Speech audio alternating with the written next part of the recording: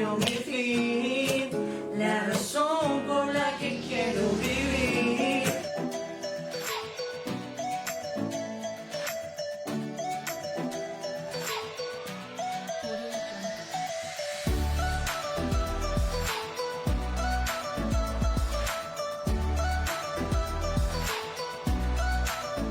Un saludo muy especial para todas las personas que son desafiantes, las personas que son dispuestos y disponibles a seguir las enseñanzas de aquel que nos llamó de tiniebla a su luz admirable, para aquellos que son desafiantes. Y Buenos Aires, qué bendiciones poder estar juntos en este día en que su palabra convoca Santa Asamblea. Convoca de nosotros mucho más que simplemente nuestra presencia física, sino también el de nuestros corazones. Un día que es un día Kadosh, un día apartado para Él.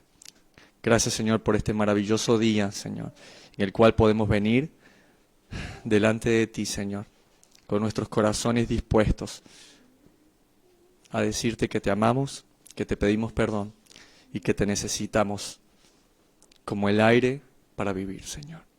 Gracias, Padre.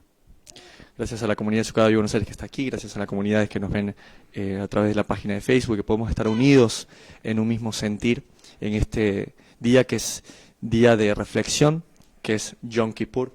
Yom Kippur que Yom significa día y Kippur, si bien lo conocemos como el día de expiación y el día del perdón, la palabra Kippur viene de la palabra hebrea que es kapará o kapar, que significa cubrir. ¿Qué cubre? ¿Qué cubre este día? Y cubre nuestros errores, cubre nuestras faltas, cubre toda esa brecha que existe entre el Señor y nosotros. Aquel que no le importó poner su propio cuerpo y su propia vida para cubrir nuestros pecados. Aquel que, siendo justo, siendo sin mancha y sin pecado, cubría nuestras vidas con su justificación y con su amor. El día en que se cubren nuestros pecados, Yom Kippur.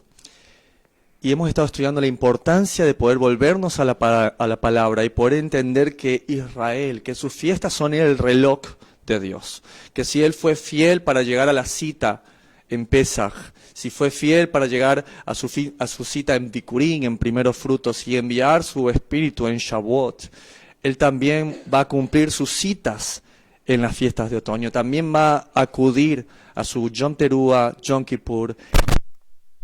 También. Este día también se lo conoce como el día del gran ayuno o el día del ayuno. Y es importante entender esto porque finalmente podremos entender ese nivel sot de la palabra. Eso que aparentemente estaba escondido en su escritura, pero que ampliamente se habla dentro de su palabra. El día del gran ayuno. Pero ¿cómo empieza este día del gran ayuno? Comienza como lo dice el mismo libro de Mateo, capítulo 25, y lo está hablando nuestro Mesías en el verso 31, cuando dice: cuando el Hijo del Hombre venga en su gloria y todos los santos ángeles con él, entonces se sentará en su trono de gloria. 32, y serán reunidas delante de él todas las naciones, y apartará los unos de los otros, como aparta el pastor las ovejas de los cabritos. Y pondrá las ovejas a su derecha y los cabritos a su izquierda. Entonces el rey dirá a los de su derecha: venid benditos de mi Padre, heredad del reino preparado para vosotros desde la fundación del mundo. Y el Señor está hablando de este concepto de que no se sabe ni el día ni la hora, pero ustedes, y sobre todo le habló muy fuerte a la casa de Judá cuando dice: pero ustedes viendo los cielos saben cuándo ha de venir la lluvia. El Señor exhortó ampliamente a la casa de Judá de que no conocía ni el día ni la hora de su llegada, aunque a pesar que en Daniel ya estaba puesto. Que no nos pase igual en este tiempo. El Señor está hablando ampliamente de que su venida será en Yom Teruah, y fue lo que estudiamos la semana pasada. Fue ese gran toque del shofar, fue ese gran llamado al arrepentimiento, ¿sí? Sin embargo, uno pensaría que con Yom Teruah debería bastar. Yom Teruah, una fecha que es específica para algo en particular, y es para ungir al Rey, para coronar al Rey de gloria, a nuestro Rey y Señor. Sin embargo, este inicio de Yom Teruah trae algo que creo que todos nosotros nos impactamos al saber, y es que su misericordia continúa. Por eso, acompáñenme a ver la parte final. Vamos a ir a la final de esta historia para poder entender lo que estamos viviendo ahora. En Apocalipsis, capítulo 2 y verso 10, el Señor dice, no temas en nada lo que vas a padecer. He aquí, el diablo echará a algunos de vosotros en la cárcel para que seáis probados. Y tendréis tribulación por 10 días. Sé fiel hasta la muerte y yo te daré la corona de la vida. 11. El que tiene oídos, oiga lo que el Espíritu dice a las iglesias. El que venciere no sufrirá daño de la segunda muerte. Y son pasajes tan claves como esta que nos enseñan acerca de que la cultura del rapto está equivocada. De que, como lo dice aquí, vamos a ser probados. Lo que estemos en ese momento, vamos a padecer por causa del Evangelio. Y nos llama y nos exhorta a no que nos va a librar de eso, sino que debemos ser fieles hasta la muerte, si nos dará la corona de la vida. Pues dice el verso 11, el que venciere no sufrirá daño de la segunda muerte. ¿Sí? Porque ¿de qué importa nuestro primer nacimiento? ¿Sí? Dijo el salmista, ¿no? Mejor es el día de la muerte que el día de la vida. ¿Sí? Porque el día de la vida, y no somos ni conscientes, pero el día de nuestra muerte debemos saber qué hemos hecho hasta ese momento. El mismo Salomón lo dijo en Eclesiastés. Este es el final del argumento, este es el fin de todo. Teme a Dios y guarda sus mandamientos. ¿Sí? 10 días. ¿Pero para qué el Señor da 10 días más? Ya está el toque de la trompeta, el toque del arrepentimiento. Sin embargo, el Señor es misericordioso. Como cuando hablaba de este árbol que decía, no dio fruto, hay que cortarlo. Y él decía, ¿quién sabe y le doy un poco más de tiempo? ¿Quién sabe y da un fruto? Es ese amor que va mucho más allá de nuestro entendimiento. 10 días para Teshuvá. No para ese arrepentimiento griego que nos enseñaron, sino ese Teshuvá, que significa regresar.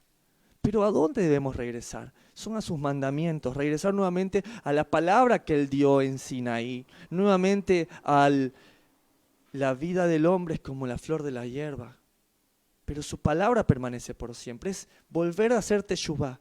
10 días, dice el libro de Apocalipsis, estos 10 días de los cuales hoy hemos estado desde Yom Teruah hasta Yom Kippur. También lo dice el libro mismo de Segunda de Pedro, capítulo 3, verso 10. Pero el día del Señor vendrá como ladrón en la noche. Y vamos a entender después en Joel por qué es como ladrón en la noche. En el cual los cielos pasarán con gran estruendo y los elementos ardiendo serán deshechos y la tierra y las obras que en ellas hay serán quemadas. 11. Puesto que todas estas cosas han de ser deshechas, ¿cómo no debéis vosotros andar en santa y piadosa manera de vivir? Y es lo que ha pasado en estos 10 días desde Yom Teruah. Una frase de una buena amiga que me impactó esta semana fue, en 10 días seréis juzgados.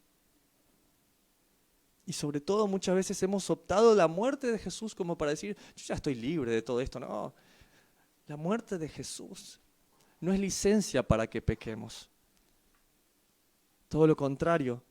Es su salvación el medio para que nos purifiquemos. Dice el libro de Apocalipsis que el justo continuamente busca limpiarse, busca purificarse y que el impío procede impíamente. Su muerte nos hace entender aún más este Yom Kippur. Vas a ser juzgado. Es, Señor, espero alcanzar la misericordia por tu gracia, porque la necesito. Este día también se lo conoce como el día del cara a cara. Vamos a ver cómo se cita en las cartas del Nuevo Testamento de ver cara a cara con Dios. Que no va a importar ni tener excusas de ninguna manera. Ya no importará de cómo vayamos vestidos. No va a importar qué tipo de zapatos tenemos o si usamos ropa de cuero o no. Finalmente estaremos cara a cara con el Señor y vamos a estar delante de Él desnudos. La palabra también dice inclusive que en cara a cara nosotros no vamos a poder poner excusas de las personas. ¿Por qué llevaste esta vida? Es porque mi esposo me trataba así. Es porque mi esposa me trataba así. Es porque mis padres. Es porque yo era joven. Es porque simple y llanamente yo creí que podía echarle la culpa a alguien y decir, no fui yo, fue la serpiente que me engañó. No, no fui yo, fue la esposa que me diste. No, no fui yo. Pero vamos a estar cara a cara delante de Él. Y en ese momento el Señor no se va a impresionar por nuestros títulos ni por lo que vestimos. no habrá personas para echar excusas, sino que estaremos delante de Él. Eso mismo lo dice en 1 Corintios 13, capítulo 2, el mismo Pablo. Hace cita de Yom Kippur diciendo, ahora vemos por espejo oscuramente, mas entonces veremos cara a cara. Ahora conozco en parte, pero entonces conoceré como fui conocido. Y ese cara a cara, esa relación sin velo, fue lo que el Mesías vino a hacer. Les quise traer una fotografía básicamente de lo que significaba hasta ese momento el tabernáculo de reunión, ¿sí? Componía el lugar del atrio donde se hacían los sacrificios, donde era una sala más común, el lugar santo y el lugar santísimo, donde básicamente existía lo más importante, que era el propiciatorio. Estaba el arca del pacto y había una tapa que se llamaba el lugar de su satisfacción, donde la sangre era vertida y allí se perdonaban los pecados. Encima de eso, la nube de la presencia de Dios. El sacerdote, con ropa blanca, con ropa de lino y nada más, se acercaba una vez al año, cruzaba este velo para poder presentarse delante de Dios por el perdón de los pecados. ¿Y sabes qué? Ese velo fue rasgado, ese muro de división que existía entre nosotros y el Señor fue quitado. Eso lo mismo lo dice el Mesías en Mateo capítulo 27. Mateo está relatando lo que pasa a nuestro Señor. En el verso 46 dice, cerca de la hora novena de las 3 de la tarde, Yeshua clamó a gran voz diciendo, Elí, Elí, lama sabactani. Esto es, Dios mío, ¿por qué me has desamparado? 47, algunos de los que estaban allí decían al oírlo, a Elías llama a este. Y al instante corriendo uno de ellos tomó una esponja y la empapó de vinagre y poniéndola en una caña le dio a beber. Pero los otros decían, deja, veamos si viene Elías a librarle. 50, mas Jesús, habiendo otra vez clamado a gran voz, entregó el Espíritu. 51, y he aquí el velo del templo se rasgó en dos, de arriba a abajo, y la tierra tembló y las rocas se partieron. El Señor quitó esa barrera de división, nos dio una entrada libre delante de la presencia del Rey. Otra forma como se le conoce a este día es como el día del ayuno, o al menos así lo cita Pablo en Hechos, capítulo 27, verso 9. Y habiendo pasado mucho tiempo y siendo ya peligrosa la navegación, por haber pasado ya el ayuno, Pablo les amonestaba. Entonces vemos que aún el apóstol de la gracia, el apóstol de los gentiles, observaba este día Kadosh, este día santo, el día del ayuno. Pero ¿por qué estamos aquí? ¿Por qué no podemos estar en casa?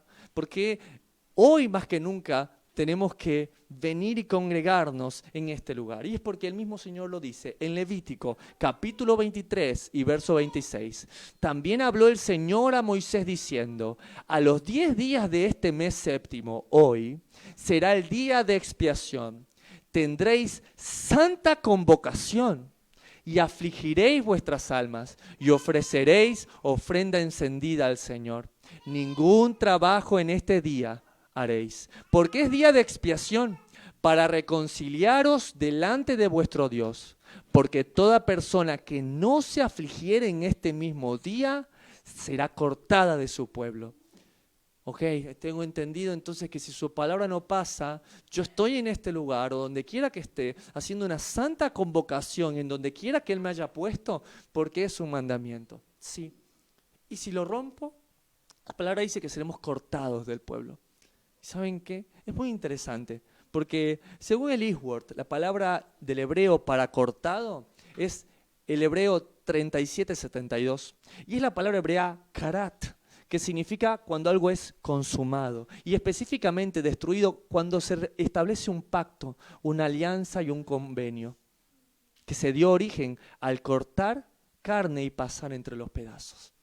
O sea, la muerte del Señor cuando Él dice, inclusive literal, este es mi cuerpo, lo partió, lo dio a sus discípulos. Está honrando la palabra del Señor de lo que un transgresor le pasaría literal. Su carne, su cuerpo partido y se pasó entre los pedazos. El Señor está en su muerte, honrando aún el mismo Levítico. Pero eso no es lo más impresionante de todo, sino lo que está en Daniel, capítulo 9, verso 26. Y después de las 62 semanas se quitará la vida al Mesías, mas no por sí, y el pueblo de un príncipe que ha de venir destruirá la ciudad y el santuario. Ya en Daniel capítulo 9, verso 26, dice cómo debía morir el Mesías. ¿Y saben qué? La palabra para quitará es la misma palabra de la que dice Levítico. Es el hebreo 37:72, karat. O sea que en Daniel ya estaba profetizado cómo iba a morir el Mesías. Y es la misma palabra para el Levítico. Verso 30, Levítico 23. Y cualquier persona que hiciere trabajo alguno en este día, yo destruiré a tal persona de entre su pueblo. Ningún trabajo haréis. Estatuto perpetuo por vuestras generaciones, en donde quiera que tú habites. 32. Día de reposo será a vosotros, y afligiréis vuestras almas, comenzando a los 9 días del mes en la tarde. De tarde a tarde guardaréis vuestro reposo. De mejor forma de afligir nuestras almas que no comiendo. Es el día del gran ayuno, el de privarnos a nuestra carne esto. Pero ¿cuál es el ayuno que Dios anhela? Isaías 58 comenta que el ayuno que Él quiere es librar las cadenas, es la aflicción, es el perdonar. Ese es el ayuno que el Señor está pidiendo. ¿Y cómo puedo hacer yo un ayuno que agrada a Dios? Cuando somos conscientes de nuestra propia situación. ¿Cómo se te va el hambre en un día del ayuno cuando sabes que te queda poco tiempo? Cuando recuerdas que desde Yom Teruah tienes 10 días para que seas juzgado. No sé ustedes, pero saber que voy a ser juzgado y que soy consciente de lo que yo soy y cómo delante de la ley he fallado y necesito a mi Mesías, me hace pensar y decir, misericordia te pido. Me hace reflexionar y decir, más me vale perdonar, más me vale ser misericordiosos con los demás para que Él pueda alcanzar su misericordia, a mí también. Pero yo no voy a expandir mucho esto. Pero los que quieran estudiar Levítico capítulo 16, donde se explica todo lo que encierra el Yom Kippur, pueden hacerlo y estudiarlo en el Instituto Bíblico www.descubrelabiblia.org. Sin embargo, lo que en este día se hacía era el sumo sacerdote con ropas blancas de lino elegía 2 chivos, 2 machos cabríos. Uno de ellos lo hace como lo explica el mismo libro en Levítico capítulo 16, verso 7. Después tomará los 2 machos cabríos y los presentará delante de Adonai, a la puerta del tabernáculo de reunión. Y echará suerte a Aarón sobre los 2 machos cabríos, una suerte por Adonai y otra suerte por Azazel. Y habrá traer Aarón el macho cabrío sobre el cual cayere la suerte por Adonai y lo ofrecerá en expiación. Mas el macho cabrío sobre el cual cayere la suerte por Azazel lo presentará vivo delante de Adonai para hacer la reconciliación sobre él, para enviarlo a Azazel al desierto. Se tomaban 2 machos cabríos. Uno era para el Señor, para Adonai, y ese debía morir. Mientras que el otro, para Azazel, iba a morir e iba a ser llevado al desierto y allí iba a ser lanzado desde un peñasco para que muera. Y no puedo pasar por alto por qué es un macho para Azazel. ¿Sí? Azazel lo explica más claramente en el libro de Enoc, un libro apócrifo, que es uno de los ángeles caídos que decide hacer un pacto con la oscuridad. Específicamente en el monte Hermón, y ejemplifica a todos aquellos que nos hemos apartado de Dios y que hemos decidido no servir al Dios de Israel, sino servir al Dios de la oscuridad. Y es tan misericordioso el Señor que no está dando una ofrenda, obviamente, a Azazel, claro que no, sino que está dando pago por rescate y aún perdón por todos aquellos que estamos lejos de Él. Eso es un llamado aún a las personas que no queríamos en su momento buscar del Señor. Cuán misericordioso es Él. Que ese cordero lo lleva al desierto con vida.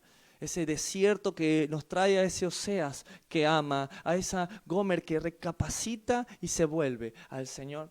Pero no es el cordero, el macho cabrío de Azazel del que quiero hablar, sino del macho cabrío de Adonai. El mismo de que Hebreos 9 ya lo comenta en el verso 24. Dice, porque no entró el Mesías en el santuario hecho de mano, figura del verdadero, sino en el cielo mismo para presentarse ahora por nosotros ante Dios. Y no para ofrecerse muchas veces, como entra el sumo sacerdote en el lugar santísimo, cada año con sangre ajena. 26. De otra manera le hubiera sido necesario padecer muchas veces desde el principio del mundo, pero ahora, en la consumación de los siglos, se presentó una vez para siempre por el sacrificio de sí mismo para quitar de en medio el pecado. Este macho cabrío del Adonai es el mismo Mesías que nos amó. Verso 27, y de la manera que está establecido para los hombres que mueran una sola vez y después de esto el juicio, así también Cristo fue ofrecido una sola vez para llevar los pecados de muchos y aparecerá por segunda vez sin relación con el pecado para salvar a los que le esperan. Miren esto del verso 28, por segunda vez. Ya el mismo escritor reconoce que el Señor va a volver, pero esta vez sin relación con el pecado. ¿Cuál fue el más grande error de nuestros padres y del pueblo de Judá? Que ellos esperaban a un león rugiente. Ellos esperaban a un Mesías, Ben David. Un Mesías que los apartara del yugo, de esta cuarta bestia que nombra Daniel, del pueblo de Roma. Sin embargo, él vino como un cordero. Él vino como el Mashiach ben Yosef, como el hijo de José, como aquel que iba a ser vendido por sus hermanos, que iba a ser llevado a Egipto, al mundo, y que aún ni sus propios hermanos lo iban a reconocer, como pasa ahora con su pueblo, con el pueblo de Judá. Pero un momento, él va a sacar sus vestiduras y va a decir, soy yo aquel que ustedes vendieron. Que no nos pase, querida familia, como pasó hace mucho tiempo. Esperando un cordero no pudieron ver. Esperando un león no pudieron valorar al cordero. Y hoy en día se habla mucho de su gracia, de su misericordia. Y estamos esperando un cordero. Sin embargo, lo que va a volver es un león rugiente, un león de la tribu de Judá. Y eso es lo que vamos a ir viendo en los próximos capítulos. ¿Cuál es la importancia entonces de todo esto? Es que nosotros de una vez y para siempre ya tenemos el perdón de nuestros pecados. El cordero está listo, inamovible, en ese lugar donde fue, dice, sacrificado aún o inmolado aún desde antes de la fundación del mundo, porque su muerte no fue un plan B, sino que siempre fue el plan A de Dios. Es increíble porque Él trastornó todo lo que conocíamos, aún para nuestros hermanos judíos.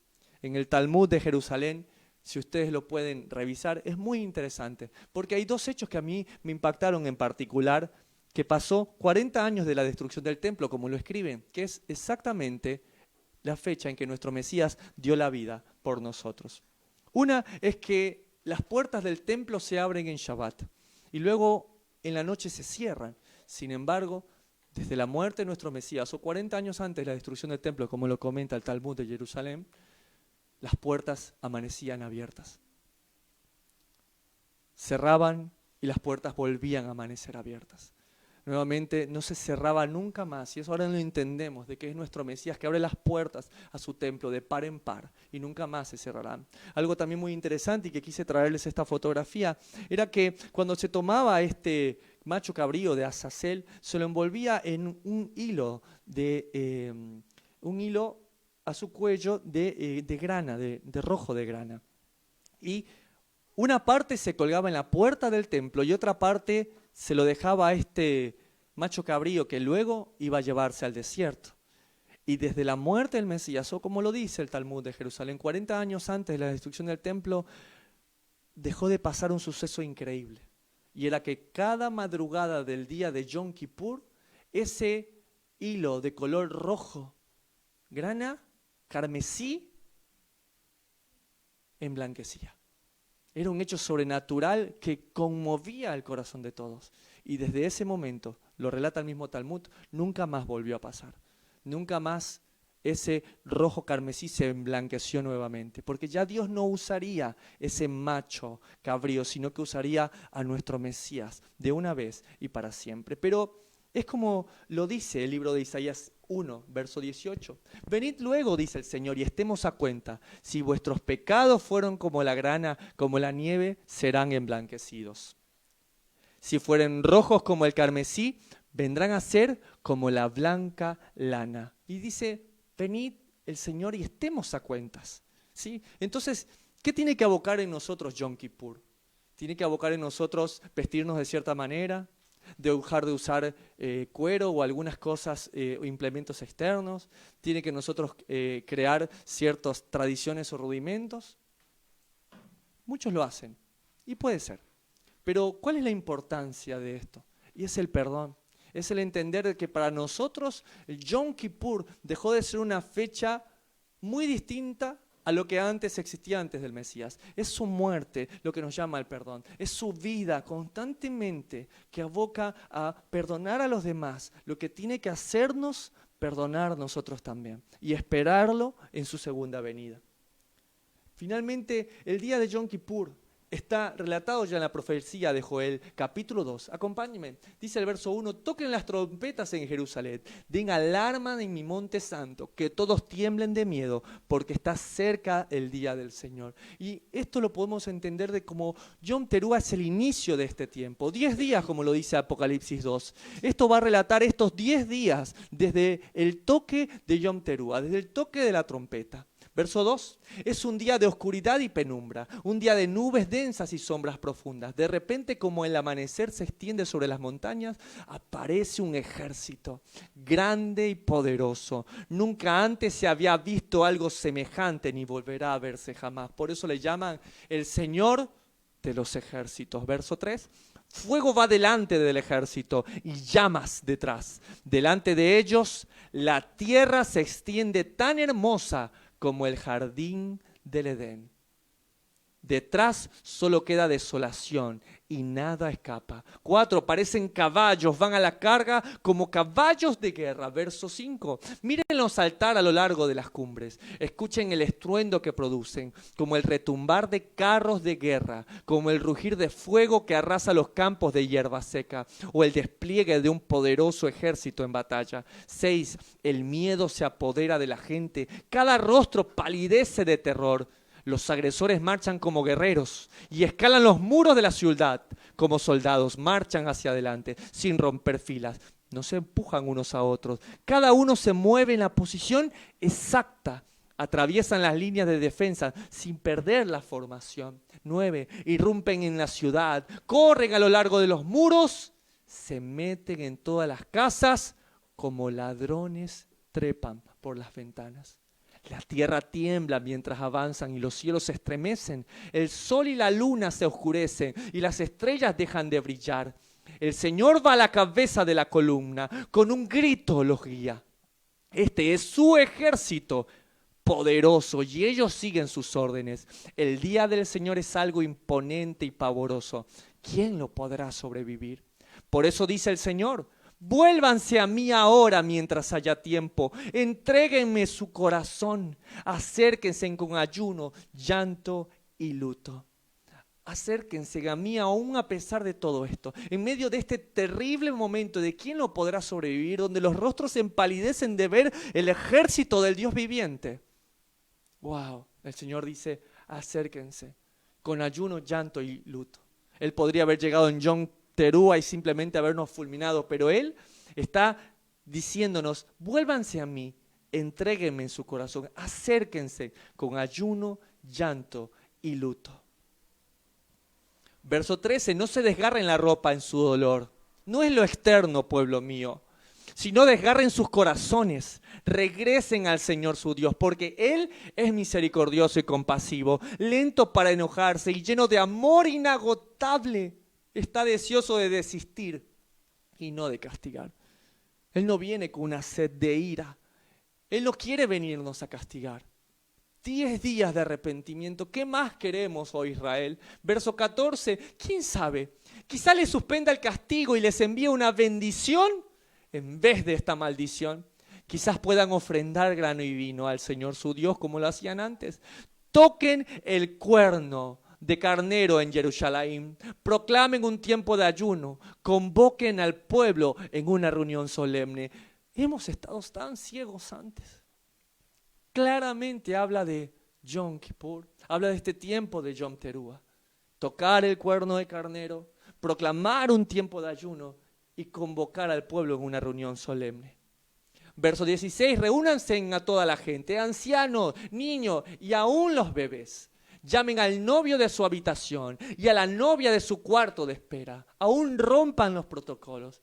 Aún aquellos que están de fiesta, salgan. Verso 17, que los sacerdotes quienes sirven en la presencia del Señor se levanten y lloren entre la entrada del templo y el altar. Que oren, perdona a tu pueblo, Señor. No permitas que tu preciada posesión se convierta en objeto de burla. No dejes que lleguen a ser la burla de los extranjeros incrédulos que dicen, ¿los ha abandonado el Dios de Israel? 18. Entonces el Señor se compadecerá de su pueblo y guardará celosamente el honor de su tierra. El Señor responderá, miren, les envió grano, vino nuevo y aceite de oliva, suficiente para satisfacer sus necesidades. Ya no serán objeto de burla entre las naciones vecinas. Expulsaré a esos ejércitos que vienen del norte, los enviaré a la tierra árida y desolada. Los que van a la vanguardia serán arrojados al mar muerto y los que de la retaguardia al Mediterráneo. El hedor de sus cuerpos en descomposición se elevará sobre la tierra. Realmente el Señor ha hecho grandes cosas, y está hablando en el contexto de toda esta guerra de las naciones de Gog y Magog, que se querían estar en contra de su pueblo y sus ungidos. Sin embargo, Él los expulsará. Verso 21. No temas, oh tierra, alégrate ahora y regocíjate, porque el Señor ha hecho grandes cosas. 22. No teman, animales del campo, porque pronto los pastos del desierto recobrará su verdor. Los árboles volverán a colmarse de fruto. Las higueras y las vides se llenarán una vez más. Verso 23. Alégrense, habitantes de Jerusalén, alégrense en el Señor su Dios, pues la lluvia que Él envía demuestra su fidelidad. Volverán las lluvias de otoño, así como las de primavera. ¿Ven? El Señor es fiel a cada una de sus citas. Lo fue a las fiestas de la primavera, lo será a sus santas convocaciones del otoño, con las lluvias tardías. 24. El grano volverá a amontonarse en los campos de trillar, y los lagares desbordarán de vino nuevo y aceite de oliva. El Señor dice, les devolveré lo que perdieron a causa del pulgón, el saltamontes, la langosta y la oruga. Fui yo quien envió ese gran ejército destructor en contra de ustedes. Volverán a tener toda la comida que deseen y alabarán al Señor su Dios que hace esos milagros para ustedes. Nunca más mi pueblo será avergonzado. Entonces sabrán que yo estoy en medio de mi pueblo Israel, que yo soy el Señor su Dios, que no hay otro. Nunca más mi pueblo será avergonzado. Verso 28. Entonces, después de hacer todas esas cosas, derramaré mi espíritu sobre toda la gente. Sus hijos e hijas profetizarán, sus ancianos tendrán sueños y sus jóvenes tendrán visiones. En esos días derramaré mi espíritu aún sobre los sirvientes, hombres y mujeres por igual, y haré maravillas en los cielos y en la tierra, sangre, fuego y columnas de humo. El sol se oscurecerá y la luna se pondrá roja como la sangre antes de que llegue el grande y terrible día del Señor. Pero todo el que invoque el nombre del Señor será salvo, pues algunos de que están en el monte de Sión en Jerusalén escaparán, tal como el Señor lo ha dicho. Estos se contarán entre los sobrevivientes a quienes el Señor ha llamado. ¿Cómo podemos librarnos de este día grande y terrible? ¿Cómo podremos hacer para que no seamos como los demás habitantes de la tierra en que simplemente palidecen sus rostros y se quedan inmutados? ¿Cómo haremos para poder invocar el nombre del Señor y ser santos? ¿Cómo lo haremos? ¿Cómo podremos hacer de que esto no sea abominable delante de Dios? Porque bien lo dice el proverbista, que todo aquel que rehúye la ley de su Señor, su oración ante Él es abominable. ¿Cómo puedo hacer para llegar a obtener esta misericordia? Y lo dice el mismo Isaías que estábamos leyendo, capítulo 1 y verso 18. Venid luego, dice el Señor, estemos a cuentas. Si vuestros pecados fueran como la grana, como la nieve serán emblanquecidos. Y si fueren rojos como el carmesí, vendrán a ser como blanca lana. Señor, yo necesito estar delante de ti. Yo quiero alcanzar misericordia. Pero ¿cómo hacerlo? Y hay dos pasos para poder alcanzar la misericordia del Señor.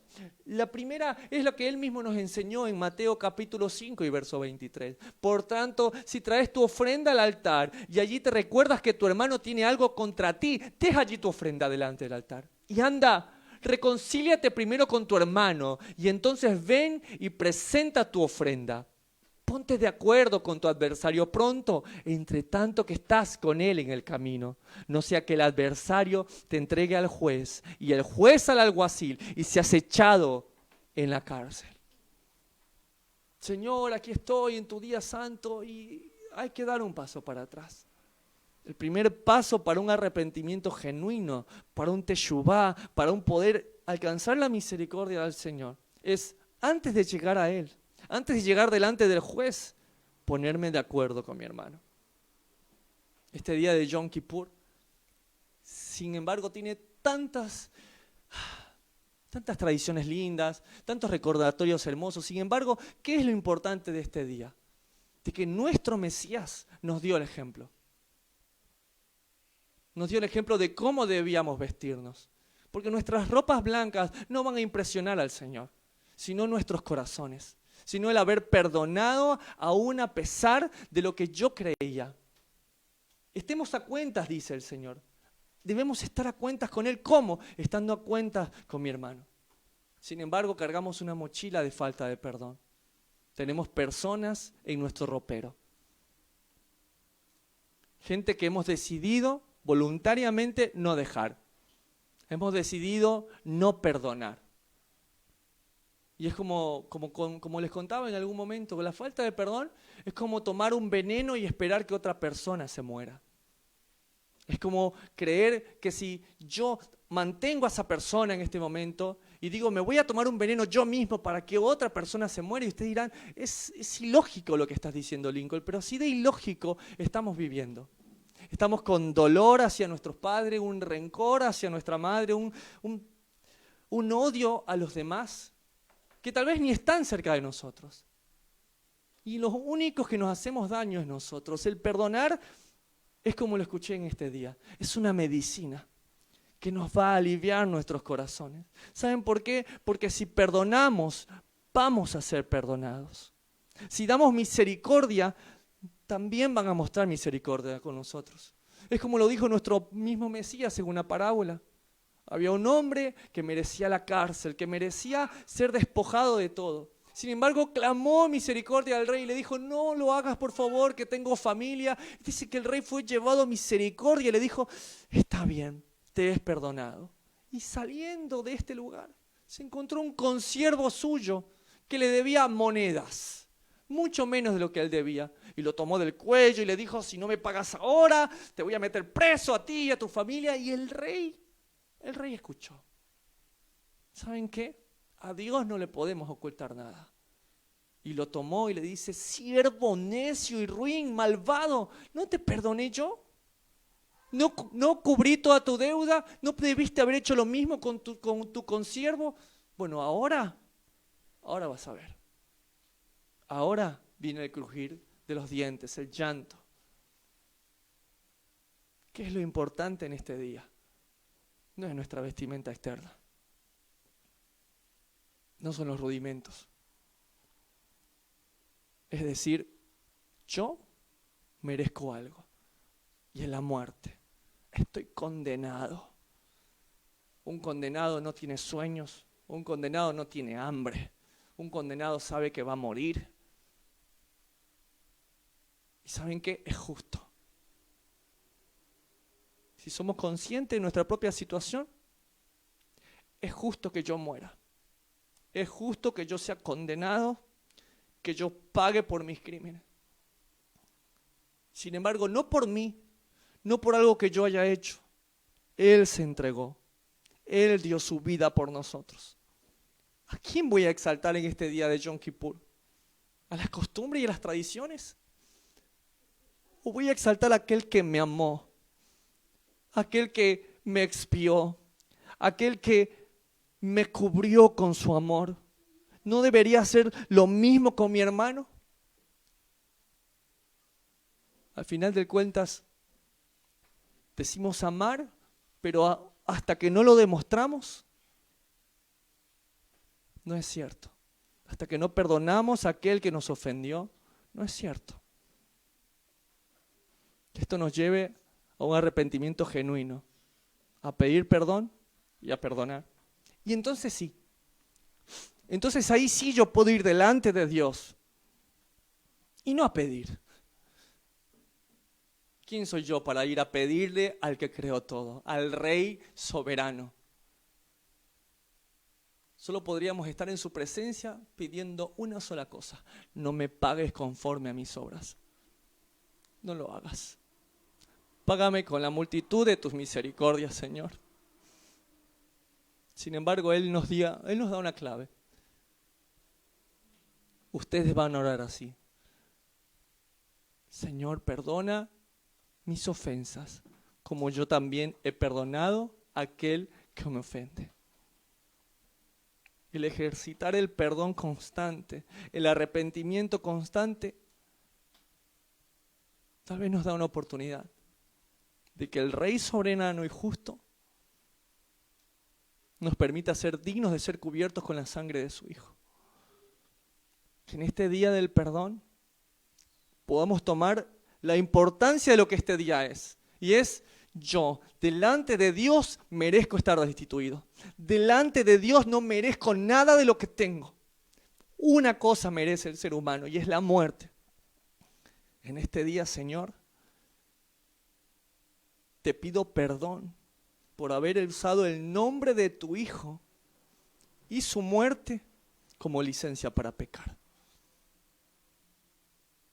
Creyendo constantemente que me puedo arrepentir, pecar y volver a ti. Arrepentirme, pecar y volver a ti.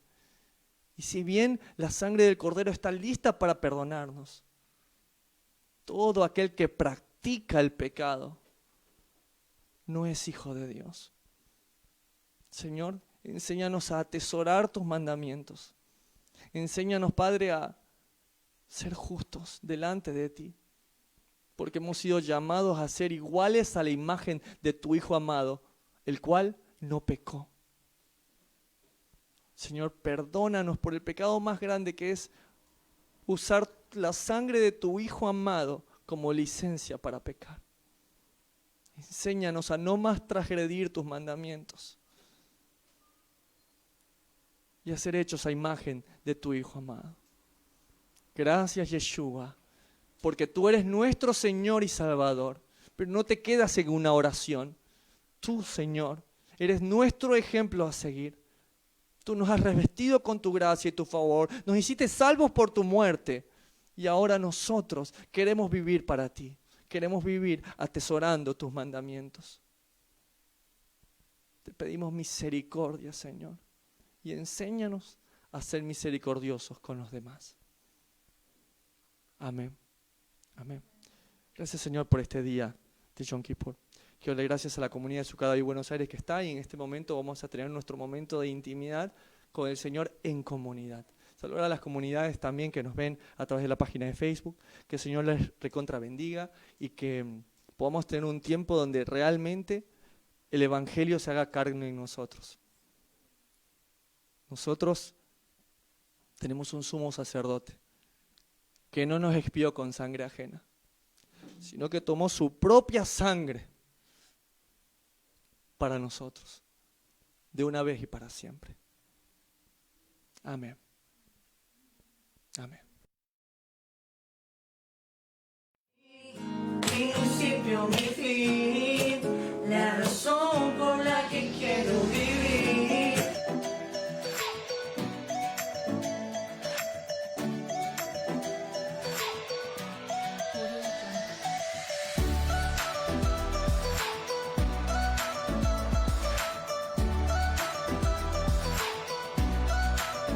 Un saludo muy especial para todas las personas que son desafiantes, las personas que son dispuestos y disponibles a seguir las enseñanzas de aquel que nos llamó de tiniebla a su luz admirable.